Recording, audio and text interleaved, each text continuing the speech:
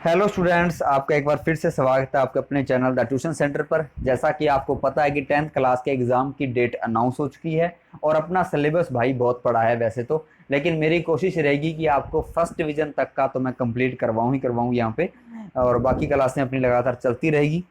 क्योंकि मैं RBSE session आप पढ़ रहे हो 2020-21 को लेकर चल रहा हूँ, और ये किस्मत है उन बच्चों की जिनका एग्ज़ाम कोरोना या लॉकडाउन की वजह से लेट हो गया।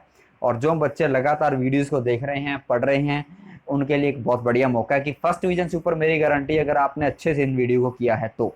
अगर आपने देखा ही नहीं तो भाई वो आपकी मर्जी, क्योंकि मैंने एक स्पेशल कहा था कि अगर एक बच्चा भी पढ़ेगा तो मैं इस चैनल पे पढ़ाऊंगा, ठीक है। तो अपने शुरू करते हैं। आज का जो चैप्टर है वो 6 नंबर का चैप्टर है वैसे तो, लेकिन कभी कभार ये चैप्टर एग्जाम के अंदर 7 नंबर का भी आ जाता है।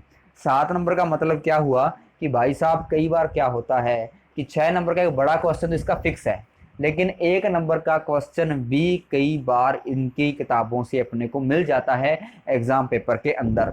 तो कैसा कैसा क्वेश्चन आने वाला है, आज मैं जो ये पहला वीडियो डाल रहा हूँ इसके 2 पार्ट आएंगे इस चैप्टर के, यानी कि 2 पार्टों में अपने 7 नंबर आपके बिल्कुल ओके करवा दूंगा मैं। इसमें 2 नंबर में क्या आएगा देखो जी, मैं आपको बता दूं।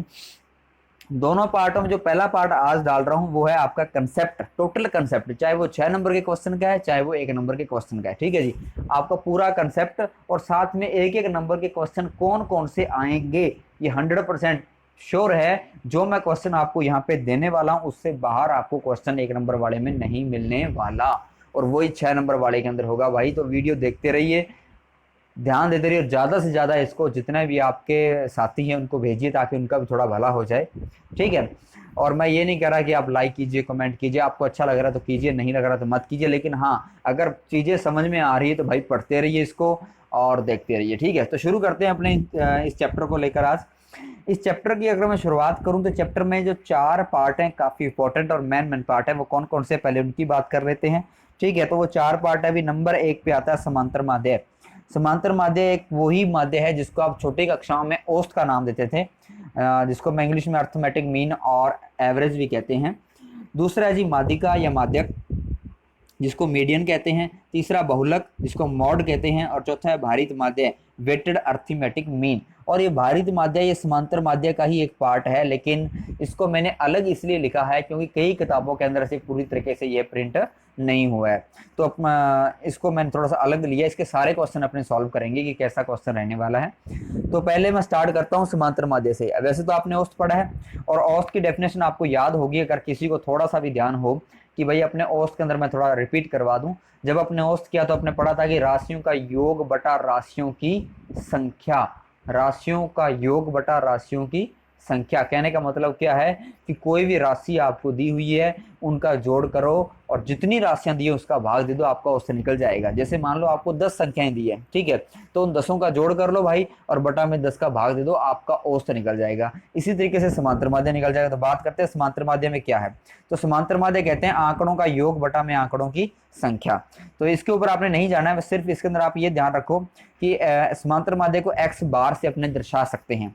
अगर किसी बच्चे को ये भी याद ना आ रहे तो वो सीधा समांतर माध्य लिख दे, कोई दिक्कत नहीं है। लेकिन कई क्वेश्चनों में समांतर माध्य को एक्स बार लिखा जाता है। ये बार मैं ऊपर वाले डंडे को बोल रहा हूँ, ठीक है, सीधी स्पष्ट भाषा में बात करूं तो भाई एक्स बार है तो एक्स बार भी लिखा जाता है, तो समझ लेना कि वो समांतर माध्य की ही बात कर रहा है, ठीक है जी।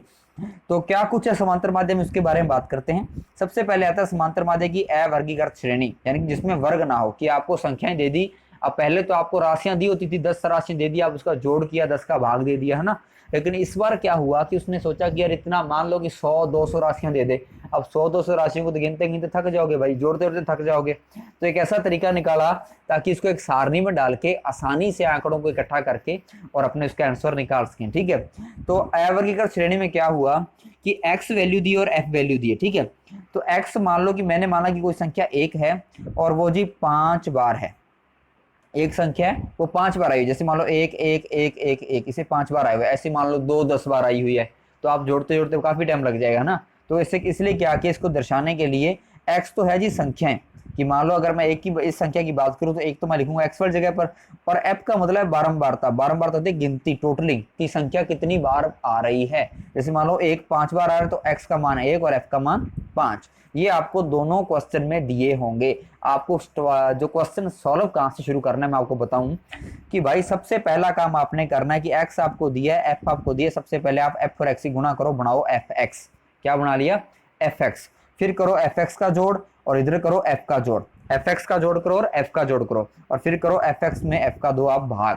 क्या करना है? एफ एक्स में एफ का भाग देना, तो क्या निकल जाएगा? समांतर माध्य निकल जाएगा। समझे बात? यहाँ सिग्मा लगाया ना मैंने, ये निशान सिग्मा का, सिग्मा का मतलब जोड़ होता है। इसका मतलब क्या हुआ कि एफ एक्स का जोड़ और बटा में एफ का जोड़, ये फॉर्मूला है समांतर माध्य का।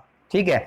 अच्छा, अगर आपको अवर्गीकृत श्रेणी ना देकर वर्गीकृत श्रेणी दे दे, कि आपको वर्ग दे दे, एक संख्या यहाँ पे ना दे, जैसे मान लो आपको बोल दे कि भाई 0 से लेकर 10 तक संख्याएं हैं 12, ठीक है। तो अब 0 से 10 तक पता नहीं कौन सी संख्या कितने बार आई अपने को पता नहीं है, लेकिन वर्ग में डाल दी। हो सकता है कि 9 10 बार आया हो और 10 एक बार आया हो और 8 2 बार आया हो, तो मतलब पूरी होगी, बाकी संख्या आई ना हो, ये भी हो सकता है। यानी कि प्रॉपर संख्या अपने को पता नहीं कि कौन सी कितनी बार आई है। तो जब ऐसा क्वेश्चन आपको डाल दे तो क्या करोगे? सबसे पहले आपने काम क्या करना है कि मैं यहाँ पे लेके चल रहा हूँ वर्ग की डेफिनेशन। मान लो कि मैंने 0 से लेकर 10 लिखा था, मान लो मैं ए से लेकर बी, तो आपने क्या करना है? अभी सबसे पहले निकालना है एक्स।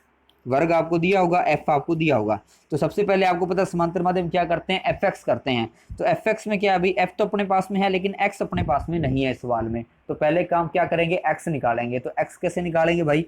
कि वर्ग आपको दिया है, उस वर्ग का जोड़ करो और बटा में 2 का भाग दे दो। जैसे मान लो 0 और 10 है, इसका एक्स अपने निकालना है, तो इसका जोड़ करो और इसमें 2 का भाग दे दो। तो 10 और 0 10, 10 में 2 का भाग दे कितना आ गया? 5। तो एक्स का उत्तर आ गया 5। अच्छा, आप ऐसे भी कर सकते हो। फिर जो मतलब इसके कई तरीके हैं, जब मैं क्वेश्चन कराऊंगा तो आपको सॉल्व करवाऊंगा और बताऊंगा भी, लेकिन फिलहाल आप इतना याद रखें कि एक्स को निकालने के लिए क्या करना है? जो वर्ग आपको दिए दोनों का जोड़ करो और 2 का भाग दे दो। ठीक है। अब अपन अपने बात करते हैं क्या करने को आगे। जैसे एक्स बार बराबर हो गया सिग्मा एफ एक्स बटा में सिग्मा एफ। अब बात करते हैं कि जब एक्स निकाल लिया आपने, एफ आपके पास में है, फिर तो सेम टू सेम वर्गीकृत वाला क्वेश्चन ही बन गया ना। एफ एक्स करो, एफ एक्स का जोड़, एफ का जोड़, एफ एक्स में एफ का भाग। अब बात करते हैं थर्ड, कि थर्ड टाइप क्वेश्चन कैसा बन सकता है। जैसे कल्पित माध्य विधि से भाग, कल्पित माध्य विधि से भाग। तो कल्पित माध्य विधि से क्या करना है? अभी देखो कि आपको वर्ग दिया होगा, आपको एफ दिया होगा, ठीक है। सबसे पहले आपने क्या निकालते हैं भाई, क्योंकि अपने समांतर माध्य याद करना तो क्या करना है? एक्स तो निकालना ही पड़ेगा। तो पहले अपने निकाला एक्स, और एक्स निकालने का तरीका मैंने आपको यहाँ पे बता दिया। क्या करोगे? वर्ग दिया, वर्ग का जोड़ करो और 2 का भाग दो, एक्स आता जाएगा ऐसे सभी का। ठीक है। तो क्या करना है? कल्पित माध्य यूज क्यों करते हैं पहले बता दूं, ये थोड़ा मिस्टेक हो गया मेरे से। कल्पित माध्य इसलिए यूज करते हैं कि एक्स के अगर बड़े मान आ जाएं, अगर एक्स के मान यहाँ पे उत्तर बड़े आ जाएं, जैसे मान लो 225 279 है ना, तो क्या करें भाई? तो दिक्कत आ जाएगी ना। तो उन क्वेश्चनों को सॉल्व करने के लिए क्या करते हैं? अपने कल्पित माध्य का यूज कर लेते हैं। देखो है समांतर माध्य, उसका भाग ही है, आंसर भी सेम ही आएगा, चाहे इससे करना और चाहे इससे करना, लेकिन थोड़ी विधि अलग है। ठीक है। तो क्या करोगे भाई? सबसे पहले आपको वर्ग दिया होगा, एफ दिया होगा, पहले आप निकालोगे एक्स, एक्स के बाद आप निकालोगे डी। डी कैसे निकालोगे? एक्स में से ए घटाकर। अब भाई ए कहाँ से लाएं? तो ए निकलेगा कि एक्स जो आप निकालोगे ना, उसमें एक संख्या ऊपर से, एक संख्या नीचे से, एक ऊपर से, एक नीचे से छोड़ देना, जो बीच में संख्या बचेगी वो आपका हो जाएगा ए। अब कई बच्चों का क्वेश्चन है सर बीच में अगर 2 बच जाए तो, कि 2 संख्या बीच में, तो कौन सी ए ले? तो आप कोई भी ए ले लेना, चाहे नीचे वाली और चाहे ऊपर वाली, दोनों चलेगी, कोई दिक्कत वाली बात नहीं। ठीक है। तो आपने क्या करना है? बीच वाली एक्स का जो बीच वाली संख्या उसको अपने लेंगे ए। क्या करना है? फिर निकालोगे डी। तो डी कैसे निकलेगा? कि एक्स वाली संख्या में से ए को घटाते जाओ तो आ जाएगा डी। फिर करना है एफ और डी का गुणा, तो बन जाएगा एफ डी। फिर एफ डी का जोड़, एफ का जोड़, और फार्मूला इसका थोड़ा अलग है कि सिग्मा एफ एक्स था यहाँ पे बटा में सिग्मा एफ, तो यहाँ पे एक्स की जगह कौन आ गया भाई? डी आ गया। तो क्या होगा? सिग्मा एफ डी हो गया, और साथ में क्या करना है? ए का आपने जोड़ करना है। ठीक है जी। तो सूत्र बन गया ए प्लस सिग्मा एफ डी बटा सिग्मा एफ। अब कैसे करना है वो तो मैं क्वेश्चन कराऊंगा तो आपको अच्छे समझ आ जाएगा। मैं खाली कंसेप्ट की बात कर रहा हूँ कि अगर कल्पित माध्य आ जाए तो क्या करना है? ध्यान रखना है डी। क्या ध्यान रखना है? डी। फॉर्मूला दिमाग में रखना सिर्फ ए प्लस सिग्मा एफ डी बटा सिग्मा एफ, यानी कि एफ डी है तो पहले डी निकालना पड़ेगा। अच्छा, डी का फॉर्मूला क्या है? एक्स माइनस ए। अच्छा, एक्स तो फिर एक्स भी निकालना पड़ेगा, ए भी निकालना पड़ेगा, तो ऑटोमेटिक आपके दिमाग में सारा क्वेश्चन आ जाएगा कि कैसे सॉल्व करूं। ठीक है। अब बात करते हैं पग विचलन की। तो पग विचलन में क्या है भाई कि अगर एक्स के मानों में अंतर थोड़ा ज्यादा है, कि जो अपने वर्ग अपने को दिया है वहां पे अंतर थोड़ा ज्यादा है, जैसे मान लो आप 0 से 10 वाला क्वेश्चन कर रहे थे तो 10 का अंतर था, अब क्वेश्चन आ गया कि 0 से लेकर 20 जीरो से लेकर 100, जीरो से लेकर 1000, तो इनमें अंतर थोड़ा ज़्यादा ना भाई, तब आप क्या करोगे, पद विचलन विधि को यूज करोगे। लेकिन वैसे वो आपके क्वेश्चन में आसान दे देता है आपको कि भाई पद विचलन यूज करो, कल्पित माध्य यूज करो, ठीक है।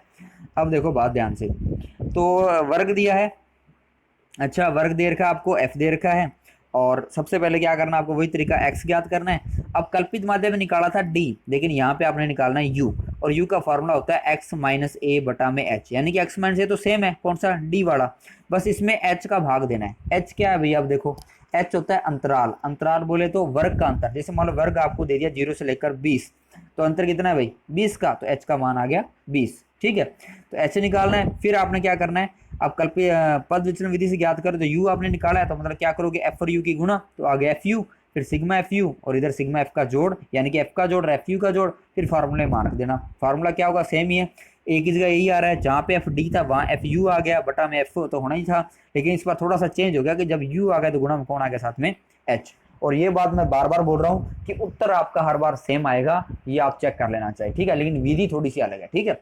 अब बात करते हैं भारित माध्य, कौन सा, भारित माध्य। तो भारित माध्य में थोड़ा सा फर्क है कि जहाँ पे आपको पहले बारंबारता यानी कि एफ दी जा रही थी, वहां पे अब आपको भार दिया जाएगा, क्या दिया जाएगा, भार, यानी कि डब्ल्यू। अब देखो एक्स तो सेम है, लेकिन एफ की जगह कौन आ गया अभी, डब्ल्यू, तो वहां पे अपने किया एफ एक्स, यहाँ पे अपने करेंगे डब्ल्यू एक्स, फिर वहां पे किया डब्ल्यू एक्स का जोड़, सॉरी एफ एक्स का जोड़ और एफ का जोड़, यहाँ पे करेंगे डब्ल्यू एक्स का जोड़ और डब्ल्यू का जोड़, और वहां पे दिया था एफ एक्स में एफ का भाग, यहाँ देंगे डब्ल्यू एक्स में डब्ल्यू का भाग, सेम ही क्वेश्चन है, बस कुछ भी फर्क नहीं है। तो कंसेप्ट समझ में आ गया सारा का सारा। अब अपने बात करते हैं जी एग्जाम्पल की, किसकी बात करते हैं, उदाहरणों की, एग्जाम्पलों की। अब एग्जाम्पल कैसे, जो मैंने ऊपर आपको सारे मेथड बताए ना, सारे कंसेप्ट बताए हैं, अगर कोई एग्जाम्पल समझ में ना आए तो पहले उस कंसेप्ट पे चले जाना जिस कंसेप्ट की मैं बात करके एग्जाम्पल आपको दे रहा हूँ, ठीक है जी। तो यहाँ मैंने हर प्रकार का एग्जाम्पल लिया, जो ऊपर मैंने 5 तरीके आपको बताए हैं समांतर माध्य के, उनके सब के ऊपर मैंने उदाहरण लिए हैं, सिर्फ उन उदाहरणों को छोड़ के जो 6 नंबर के, 1 नंबर के जो उदाहरण बन सकते हैं वो सारे के सारे मैंने यहाँ पे ऐड किए हैं। तो देखो अभी कैसे, जैसे पहला क्वेश्चन दिया है, आपको संख्या दे दी और क्या निकालना है, समांतर माध्य। तो ये सेम क्वेश्चन है, कौन सा, राशियों का योग बटा राशियों की संख्या। तो समांतर माध्य को दर्शाते हैं एक्स बार से, राशियों का योग सभी का क्या कर दिया अपने यहाँ पे जोड़, और टोटल संख्या गिन लो कितनी है भाई 10 होगी, तो बटा में दे दिए 10 का भाग, तो सबको जोड़ा बन गए 65, 10 का भाग दिया आ गया 6.5। तो ये आपका होगा पहला तरीका। दूसरा, अगर इसी सवाल के अंदर आपको समांतर माध्य का उत्तर दे दे और कोई संख्या छोड़ दे, तो क्या करोगे भाई, देखो सेम ही तरीका है, कोई कुछ भी चेंज नहीं है। आपने काम करना है कि भाई आपको सारी संख्याओं का जोड़ करना है, जैसे मान लो एक्स दे दिया ये रहा, इस सारी का कर लो जोड़, और बटा में जितनी संख्या उतनी दे दिया भाग, और समांतर माध्य कितना दिया अपने को 4, तो पहले इनका जोड़ करो, कितना बनेगा, सबको जोड़ा बन गया 26, प्लस में क्या है इसके साथ में एक्स, बटा में किसका भाग दे रहे हैं 8 का, और समांतर माध्य उत्तर कितना भाई 4, तो बराबर लिख दिया अपने 4। अब बटा वाला 8 इधर आगे, गुणा में तो 8 चौका 32 बराबर 26 प्लस एक्स, और एक्स का मान क्या आएगा 26 प्लस का इधर किसमें हो जाएगा माइनस में, उत्तर आ गया 6।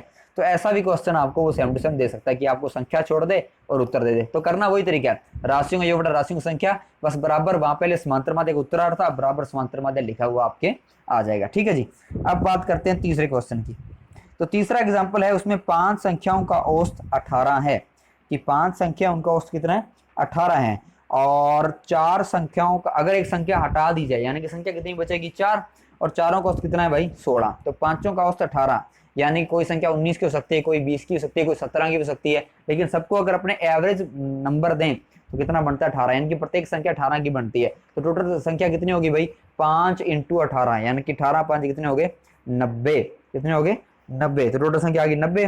और 4 संख्या यानी कि एक संख्या हटा दी तो बच गई पीछे 4, और चारों का औसत कितना भाई 16, तो 16 इंटू 4 कितनी होगी 64। तो ऊपर वाली संख्या थी 90, नीचे वाली थी 64, अब हटाएगी संख्या कितनी होगी, तो 5 वाली में से 4 वाली घटा दी, तो 90 माइनस 64 आ गया 26। तो ये अपना आंसर, ऐसा क्वेश्चन भी आ सकता है। अच्छा, एक क्वेश्चन ऐसा ही बन सकता है कि आपको दे दिया कि 8 क्रमागत विषम संख्याओं का औसत 16 है, तो संख्याएं ज्ञात करो। कि मान लो 8 क्रमागत विषम संख्याएं हैं, तो आपने मान लो कि पहली संख्या मान ली x, क्या मान ली x, तो पहली संख्या आपने मान ली x। अच्छा, पहली x विषम है, फिर x के बाद कौन आएगा, संख्या बढ़ाते चलो x प्लस 1, तो x प्लस 1 क्या होगी भाई सम होगी, क्योंकि अपने काउंटिंग करें ना, पहला फिर x प्लस 1 लेंगे तो आएगी दूसरी, दूसरा 2 क्या होता है सम होता है, इसको छोड़ दो। फिर तीसरी संख्या कौन सी आएगी x प्लस 2, समझाई, चौथी आएगी x प्लस 3, पांचवी आएगी x प्लस 5। इसमें विषम विषम अगर अपने छांटेंगे तो पहली, तीसरी, पांचवी, सातवीं, नौवीं ये अपने को लिखनी है। तो पहली अपने पास x, तीसरी x प्लस 2, पांचवी x plus 2, sorry x plus 4, और सातवीं x प्लस 6, ऐसी नौवीं x प्लस 8, 11वीं x प्लस 10, और 13वीं x प्लस 12, और 15वीं x प्लस 14। तो कहने का मतलब टोटल अपने पास ये 8 संख्या अपने ले ली क्रम में। इनका जोड़, इनका औसत कितना भाई 16। तो औसत का मतलब क्या है, राशियों का योग बटा राशियों की संख्या। तो औसत लिख लिया 16 बराबर राशियों का योग बटा राशियों की संख्या कितनी है 8। जब इनके ऊपर वालों को आप जोड़ोगे तो 8 तो बन गया x, और सबको जोड़ोगे तो बनेगा 56। तो आ गया 8x प्लस 56 बराबर बटा बड़ा 8 इधर आके गुणा में, तो गया 16 इंटू 8। तो 16 8 128, और प्लस का 56 इधर आके भाई किसका हो गया माइनस का। तो 128 माइनस 56 बराबर कितना बच गया 8x, कितना आ गया 72 बच गया, और गुणा बड़ा 8 इधर किसमें हो गया भाग में। तो 72 में 8 का भाग कितना आ गया 9। तो भाई x का उत्तर आ गया 9। अतः संख्याएं कौन कौन सी आ गई, x का उत्तर 9 है, यानी x का मान 9 है। तो संख्या कौन कौन सी आएगी, पहली संख्या 9, दूसरी 9 और 2 11, फिर 11 और आगे जोड़ते हैं ना, ऐसे कि 9 11 13 15 17 19 21 23। ठीक है, ये 8 संख्या आपकी आ गई जिनका औसत क्या है 16। और उत्तर चेक करने के लिए क्या करो, दोबारा इनका जोड़ करके और 8 का भाग देना। अगर उत्तर 16 आ रहा है तो मतलब आपका उत्तर क्या है, आंसर बिल्कुल सही है, आपकी संख्या बिल्कुल सही है। तो एक क्वेश्चन आपका ऐसा भी आ सकता है। ठीक है, अच्छा अब एक क्वेश्चन और बात करें भारित माध्यम वाले की, कि भारित माध्यम कैसा क्वेश्चन बन सकता है। देखो इसने दिया 25 छात्रों का औसत भार 51 किलो। अब 25 छात्रों का औसत भार 51 किलो, टोटल भार कितना हो गया, 25 गुना 51 कितना बन गया 1275। अच्छा 35 छात्रों का औसत भार कितना है भाई 54 किलो, तो टोटल भार हो गया 35 गुना 54 कितना हो गया 1890। अब कह रहा है कुल छात्रों का औसत भार, तो कुल छात्र कितने हो गए 25 और 35 60, और इनका कुल औसत भार कितना निकलेगा भाई। देखो तो इन औसत भारों का जोड़ करो कितना है भाई 1275 प्लस 1890 बटा में संख्या कितनी है 60। तो भाग देंगे तो कितना आएगा 3165 बटा में 60, उत्तर आएगा 52.75। यही था ना राशियों का योग बटा राशियों की संख्या। तो राशियां ये थी, जिनका जोड़ कर लिया और बटा में संख्या कितनी टोटल 60 का भाग दे दिया। तो ऐसा भी क्वेश्चन आपके आ सकता है। क्वेश्चन बिल्कुल नॉर्मल है, बस आपको चिंता नहीं करनी, मैं जैसे बता रहा हूँ करते जाइए। 13 संख्याओं का औसत आपको दिया 24, और अगर क्वेश्चन है देखिए प्रत्येक संख्या में 3 जोड़ने पर, ऐसा क्वेश्चन भी आपके है। तो प्रत्येक में 3 जोड़ा है भाई, अगर सब में 3 जोड़ा तो औसत के मान में कितनी वृद्धि होगी 3 की। ठीक है, तो मतलब 13 संख्या का औसत 24 है, तो अगर 3 सब में जोड़ोगे तो औसत हो जाएगा 24 और 3 27। अगर ऐसे इसकी जगह पर यह भी सकता है कि सब में 3 प्रत्येक में 3 घटाने पर, अब प्रत्येक की बात करें तो 3 घटाएंगे तो उसमें भी 3 घट जाएगा, कितना उत्तर आएगा भाई 21। ऐसी प्रत्येक में 3 की गुणा करने पर तो वो गुणा कर देना। ठीक है, और अगर भाग आ जाए तो भाग कर देना, समझे बात। ऐसे क्वेश्चन भी आपका आ सकता है। अच्छा एक क्वेश्चन एक नंबर में ऐसा भी बन सकता है समांतर माध्यम में, कि आपको x दिया हो f दिया हो, जो मैंने आपको सेकंड मेथड बताया है अवर्गीकृत सारणी वाला। ठीक है, कि उसमें क्या दिया था आपको, x दिया था f दिया था। इसका मतलब क्या है कि a कितने बार है 2 बार, 2 कितने बार है 5 बार, 3 कितने बार है 6 बार, 4 4 बार, 5 2 बार, 6 भी 2 बार। तो सबसे पहले क्या करोगे आप, x और f दिया, तो सबसे पहला काम क्या करना है अपने को fx क्यों करना है, क्योंकि अपने फॉर्मूले में है भाई fx बटा में f, यानी कि fx बटा में f, यानी कि fx करना पड़ेगा। तो अपने क्या किया fx किया, यानी कि fx की गुणा की, तो 2 1 कम 2, 5 दूनी 10, 6 3 18, 4 चौकी 16, 5 दूनी 10 और 6 दूनी 12। फिर इनका जोड़ किया, क्योंकि आगे क्या लगा है सिग्मा, और सिग्मा का मतलब क्या होता है जोड़। तो अपने सिग्मा fx किया तो कितना उत्तर आ गया 68, और फिर सिग्मा f यानी कि f का जोड़ कितना आएगा भाई 21। तो जोड़ करने के बाद भाग दिया, उत्तर आ गया अपने पास 3.238। समझे बात। तो ये अपना हो गया कंप्लीट समांतर माध्यम वाले क्वेश्चन। कि समांतर माध्यम जितने भी आपके एक नंबर के क्वेश्चन बन सकते हैं वो सारे के सारे मैंने यहाँ पे ले लिए, और इतने क्वेश्चन आपके बनेंगे, इससे ज्यादा क्वेश्चन आपके समांतर माध्यम में नहीं बनने वाले। ठीक है जी, अब बात करते हैं माध्यिका की। किसकी, माध्यिका, माध्यक या मीडियन। तो देखो सुनो बात, कि माध्यिका या मीडियन या माध्यक, ठीक है, ये क्या होता है। तो कोई भी चर राशि आपको दे दी, उसके मानों को चाहे आप आरोही क्रम में लिखें चाहे आप लिखें अवरोही क्रम में, लेकिन मैंने यहाँ पर आप कंफ्यूज ना हो इसलिए सिर्फ आरोही क्रम ही लिखा है। आप दोनों में क्यों उलझना है भाई, है ना, कोई अवरोही करेगा कोई आरोही करेगा, तो आप सीधा एक ध्यान रखो आरोही क्रम। आरोही क्रम तो जानते हो ना आप क्या होता है, आरोही क्रम होता है छोटे से बड़े की ओर, यानी कि छोटी संख्या पहले बड़ी संख्या बाद में। सबसे पहले आपको राशियों को आरोही क्रम में लिखना है, और लिखने के बाद में जो आपके मध्य पद आएंगे वो श्रेणी के क्या कहलाएंगे भाई, माध्यक। क्या कहलाएंगे, माध्यक। कि मान लो आपको संख्या दे दी, उसको आपने छोटे से बड़े क्रम में लिख लिया, लिखने के बाद में जो उन संख्याओं के बीच वाले अक्षर होंगे ना वो आपके कहलाएंगे माध्यक। ठीक है, तो शुरू करते हैं कि कैसे क्वेश्चन इसमें बन सकते हैं। देखो पहला, व्यक्तिगत श्रेणी यानी कि छोटे छोटे क्वेश्चन जो बनेंगे कि अगर मान लो कि आपने श्रेणी लिख ली और श्रेणी लिखने के बाद में पदों की संख्या आ गई विषम, यानी कि आपकी टोटल संख्या आ गई 9, कि 9 अक्षर आपने लिख ली क्रम के अंदर छोटे से बड़े के अंदर, यानी कि विषम संख्या के अंदर कोई संख्या आ रही है तो उसकी माध्यिका आएगी n+1/2 वहां पद। यानी कि आपको क्या करना है, टोटल संख्या कितनी मान लो 9 है तो 9 में 1 जोड़ो कितना 10, 10 में 2 का भाग कितना आएगा 5, यानी कि पांचवा पद कौन सा है उसका क्या हो जाएगा उत्तर हो जाएगा। अगर संख्या पदों की सम हो तो ये आपको फॉर्मूला यूज करना है n/2 + n/2 + 1/2, और इतने पदों का निकालने के बाद जोड़ कर लेना और 2 का भाग दे देना, वो आपका जाएगा सम के अंदर। अब कैसे थोड़ा कंफ्यूज हो गया मैं, मेरे ख्याल में मेरे को ऐसा लग रहा है, तो मैं आपको एग्जांपल के द्वारा आपको अच्छे समझ में आ जाएगा। देखो मैं एग्जांपल शुरू करता हूँ इसका। जैसे पहला एग्जांपल है कि ये आपको संख्या दे दी, कोई क्वेश्चन दे दिया कि इसका क्या निकालो आप माध्यक निकालो, तो ये और ध्यान रखना कि माध्यक क्या लगने के बाद में माध्यिका बन गया भाई, ये कहीं माध्य मत कराना, ये बच्चे काफी कंफ्यूजन होते हैं इन बातों का, छोटी छोटी बातों का ध्यान रखना। पहले क्वेश्चन को ढंग से पढ़ना कि भी वो माध्य की बात कर रहा है या माध्यक की बात कर रहा है, ठीक है। अगर माध्यक की बात कर रहा है मतलब वो माध्यिका की बात कर रहा है, ठीक है। सबसे पहले लिखो इसको आरोही क्रम में, जैसे माध्यिका हम कहते हैं आरोही क्रम छोटे से बड़े की ओर, तो पहले छोटा कौन है सब में 1, कितने बार आया भाई 2 बार, फिर कौन छोटा है 6 तो 6 लिख लिया, फिर छोटा 8, फिर उससे बड़ा कौन है 9, उससे बड़ा 10, फिर 11 12 24 लास्ट तक लिख लिया। टोटल कितने अभी अपने पास में 1 2 3 4 5 6 7 8 9, कितने भाई 9। अब 9 संख्या क्या है विषम, तो विषम के लिए फॉर्मूला क्या था n+1/2 वहां पद, यानी कि n+1, तो n का मान है 9, तो 9 + 1 कितना हो गया 10, और 10 में 2 का भाग कितना आया 5, यानी कि पांचवा पद देखो कौन सा है, तो पांचवा पद कौन सा भी देखो इसमें नोट करो। पांचवा पद अपने पास में पहला ये, दूसरा ये, तीसरा 6, चौथा 8 और पांचवा कौन है भाई 9, तो माध्यिका अपने पास में आ गई 9। समझे बात। अच्छा अगर सम संख्या आ जाए सामने तो क्या करोगे, देखो भाई सम संख्या वाला क्वेश्चन कर लेते हैं। जैसे मान लो ये संख्या अपने को दे दी, तो सबसे पहला काम वही आरोही क्रम में लिखो, ये अपने आरोही क्रम लिख लिया छोटे से बड़े की ओर, 4 5 6 6 7 8 8 9 9 10, ठीक है। अब टोटल संख्या कितनी है ये 10, 10 क्या होता है सम, तो क्या करोगे आपने इस फॉर्मूले का यूज करना है। अब इसमें कंफ्यूज नहीं होना, देखो क्या करना है कि 10 में भाग दो, 10 बटा कितना आ गया वो सेम टू सेम n/2, यानी कि 10/2 कितना आया 5, और फिर उसमें 1 बढ़ा दो कितना है 6, यही किया। यानी कि अगर ये फॉर्मूला याद ना रहे तो आपने n/2 करना है, कितना उत्तर आएगा जितना उत्तर आ जाए उसमें से 1 बढ़ा के पद लिख देना, ठीक है आगे बढ़ा, तो ये आ गया n/2 यानी कि 10/2 कितना है पांचवा पद, और प्लस में क्या करना है इसके 1 बढ़ा के यानी कौन सा 6वां पद।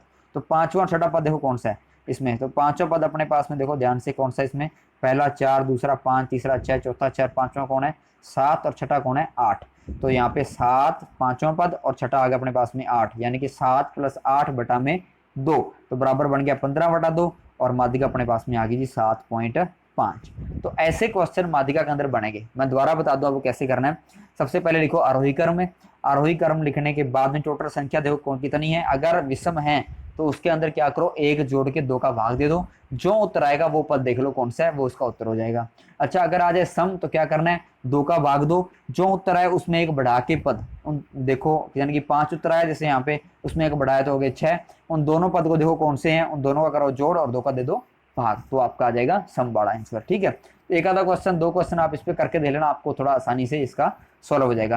अच्छा एक क्वेश्चन और कैसा बन सकता है माध्यिका के अंदर, देखो 1 नंबर वाला, जैसे आपको दे दिया कि भाई एक ऐसे माध्यिका दे दी और कह दिया x का मान ज्ञात करो, माध्यिका का उत्तर आपको दे दिया 18, तो वही तरीका आपने क्या देखना है, माध्यिका हम क्या करते हैं अपने बीच वाली संख्या क्या होती है माध्यक होती है, तो बीच वाली संख्या कौन सी है 3 इधर से छोड़ दी 3 इधर से छोड़ दी, तो बीच में कौन सी बच गई अपने 2 बच गई, तो दोनों का क्या करो क्या कर दो आप औसत निकालो, क्योंकि श्रेणी का जो मध्य पद उनको औसत क्या होता है माध्यिका होती है, तो क्या करना है अपने को वही बताया ना मैंने ऊपर कि जो बीच वाले पद होंगे वो क्या होंगे माध्यिका होंगे। तो 16 + x बटा दिया 2 का भाग, इसका निकाला औसत बराबर माध्यिका का उत्तर कितना अपने पास में 18, तो बटा वाला तो इधर आगे गुणा में, तो 18 दूना 36 और 16 और 16 कितने हो गए 32 + x, तो 36 बराबर आ गया 32 + x, और x बराबर आ गया 32 प्लस के दिला किसमें हो गया माइनस में, तो 36 में से 32 कितना आ गया 4, तो x का उत्तर आ गया 4। तो ऐसा क्वेश्चन भी आपके एग्जाम में आ सकता है। तो 3 प्रकार के क्वेश्चन बन सकते हैं आपके माध्यिका से अगर क्वेश्चन आया 1 नंबर का तो, ठीक है।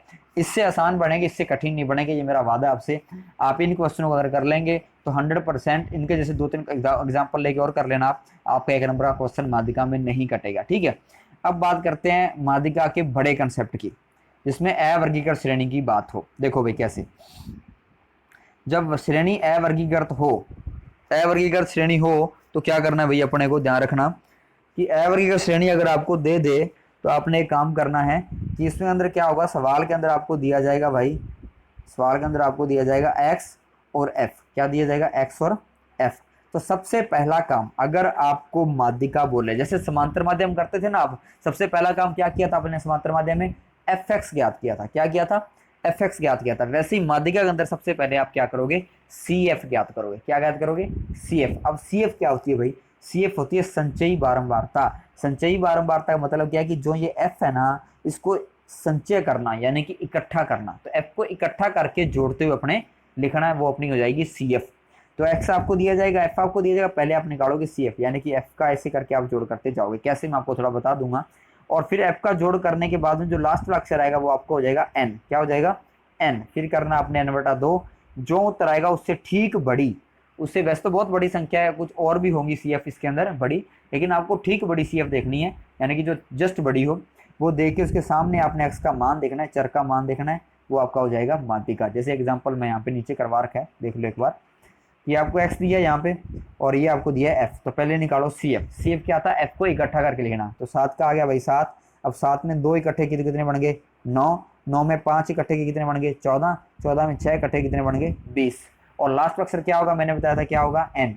तो इसका हो गया एन। फिर करना है n/2 यानी कि 20/2, कितना आ गया 10। अब 10 से ठीक बड़ी सी एफ, तो 10 से ठीक बड़ी सी एफ देखो भाई कौन सी है, 9 छोटी है, उससे बड़ी कौन सी है, 14। तो 10 से बड़ी है ना 14, वैसे तो 20 भी है, लेकिन आपने ठीक बड़ी देखनी कौन सी, 14। सी एफ कौन सी, 14 है। 14 के सामने चर का मान देखो कितना है, कितना है भाई, 3। चर का मान 3 है तो माध्यिका कितनी होगी अपनी, 3। तो ऐसा क्वेश्चन भी आपका 1 नंबर के अंदर आ सकता है। ये है वर्गीकृत श्रेणी वाले क्वेश्चन। ठीक है, अब बात करते हैं वर्गीकृत श्रेणी वाले क्वेश्चन, जो बड़े क्वेश्चन 6 नंबर के क्वेश्चन बनेंगे, उसके ऊपर मैं बात करता हूँ। उसमें आपको एक्स की जगह पर क्या दिया होगा भाई, वर्ग दिया होगा। और वर्ग के बारे में आपको पहले बता चुका हूँ कि क्या होता है, जैसे 0 से लेकर 10, 10 से लेकर 20। ठीक है, और क्या दिया होगा आपको, एफ दिया होगा। सबसे पहला काम आपने क्या करना है, वही सेम सी एफ निकालो। फिर नीचे वाला अक्षर क्या होगा, एन। n/2 करोगे, उससे ठीक बड़ी सी एफ देखोगे। यहाँ पे जहाँ पे चर आ रहा था, यहाँ पे एक्स का मान आ रहा था, वो आपका उत्तर हो रहा था, वहाँ पे किसका मान आएगा भाई, वर्ग का मान आएगा। अब आपको पता लग गया होगा कि यहाँ पे वर्ग मतलब क्या है, कि सामने मान लो वर्ग आएगा 0 से लेकर 20। एक बात करता हूँ, तो पहले आपके पास में यहाँ पे 0 से लेकर 20 तक संख्या नहीं थी, क्या थी, एक संख्या थी, तो वो आपका उत्तर हो गया था। अब जो संख्या आपको इसमें से ढूंढनी है कि उत्तर कौन सा होगा, यानी कि आपके पास सीधा उत्तर नहीं आया, क्या आ गया आपके पास में, पूरा पूरा वर्ग आ गया। अब इस वर्ग में से वो एक संख्या कैसे निकालें जो माध्यिका हो सकती है, उसके लिए क्या करना है, आपको एक सूत्र यूज करना है। वो सूत्र आपका माध्यिका का L + n/2 - CF/F गुणा H। अब ध्यान से देखो, L का मान क्या होगा, जो वर्ग आपका आएगा यहाँ पे, जो यहाँ पे आपका वर्ग आएगा, उस वर्ग का, यानी कि मान लो A से लेकर B वाला वर्ग आ गया, तो उस वर्ग की निम्न सीमा यानी कि छोटा अक्षर, जैसे मान लो 0 से लेकर 20 होता है, तो छोटा अक्षर कौन सा भाई, 0। तो L का मान क्या आ जाएगा, 0। तो आपने L क्या लेना है कि जो आपकी निम्न सीमा आएगी वो आपने लेना है L। तो वो L का मान आ गया। n/2 आप यहाँ पे निकालोगे, वो आ गया। CF क्या होगा, जो CF आपकी है ना ठीक बड़ी, उससे ऊपर वाली CF लेनी है। ये स्टेप याद रखना, यहाँ पे बच्चे सबसे ज्यादा गलती करते हैं कि जो CF आपकी आएगी उससे ठीक बड़ी CF जो आपने निकाली है, उस ठीक बड़ी CF से ऊपर वाली CF आपने लेनी है। जैसे मैं पिछले सवाल की बात करूं, यहाँ पे अगर मैं बात करूं तो आपकी CF कौन सी आई थी भाई, 14। तो 14 नहीं लेनी है, वहां पे 14 से ऊपर वाली लेनी है, कौन सी है, 9। तो वहां पे आएगा CF आएगा 9, क्योंकि अगर आपने 14 ले ली तो वो n/2 से नहीं घटेगा, क्योंकि यहाँ पे देखो n/2 का मान कितना है, 10, और 10 में से 14 नहीं घटेंगे। समझे ये बात। तो क्या करोगे, आपको यहीं पे अंदाजा लगा लेना कि CF कौन सी लूंगा मैं, उससे थोड़ी ऊपर वाली लूंगी जो घट सकता है। ठीक है, तो क्या करेंगे, n/2 में से अपने CF को थोड़ी ऊपर वाली लेनी, ये स्टेप थोड़ा ध्यान रखना, बाकी सेम है आपका। ठीक है, n/2 यानी कि CF पता रहा है कौन सी लेनी है। फिर F जो सामने वाला CF क्या आएगा वो लेना है, ये CF वाला नहीं, जो आप CF देखोगे ठीक बड़ी, इसके सामने वाला वही F, और गुणा में H आपको पता है कौन सा क्या होता है, अंतर। अंतर कैसे निकालोगे कि वर्ग अंतराल आपको दिया है, A से B, इस बड़े वाले में छोटे वाला घटा लेना, अंतर आ जाएगा। जैसे मान लो आपका अंतराल आ गया 20 से लेकर 30 वर्ग आया है, तो अंतर कितना होगा दोनों के अंदर, 10 का। तो H का मान आ गया 10। अब ये क्वेश्चन सॉल्व कैसे करना है, ये जब मैं आपको अगला पार्ट करवाऊंगा तब इस कंसेप्ट को ही मैं क्वेश्चन आपको सारे के सारे कराऊंगा। अगर ऐसे कंसेप्ट पे ये ऐसा क्वेश्चन आता है तो 6 नंबर का क्वेश्चन बनेगा, और बाकी जो मैंने ऊपर आपको दोनों बताए हैं वो आपके 1-1 नंबर वाले क्वेश्चन के पार्ट थे। ठीक है जी, अब बात करते हैं अपना लास्ट पार्ट है जो बहुलक। तो बहुलक में क्वेश्चन कैसे बनेंगे, तो बहुलक के अंदर क्या है कि बहुलक क्या होता है पहले ये समझ ले। बहु का मतलब है बहुत ज्यादा है, यानी कि संख्या का ज्यादा होना, लक माने अणु या संख्या, ये ऐसी संख्या जो सबसे ज्यादा है उसको अपने बोलेंगे बहुलक। क्या बोलेंगे? बहुलक। तो जैसे मान लो कि आपको संख्या दे दी ढेर, बहुत सारी संख्या दे दी, उसमें आपने देखना है कि कौन सी संख्या सबसे ज्यादा बार आई हुई है। अगर मैं नॉर्मल एग्जांपल लूं डेली लाइफ के अंदर, कि मान लो कि आपके पास में आपके फलों की टोकरी दे दी, ठीक है, और उस फलों की टोकरी के अंदर लगभग सारे फल थे, लेकिन संतरों की जो संख्या थी या किन्नू की जो संख्या थी वो सबसे ज्यादा थी, तो आपका बहुलक क्या आ गया? किन्नू आ गए। ठीक है, या मान लो आपके पास सेब की संख्या सबसे ज्यादा थी, तो आपका बहुलक क्या आ गया?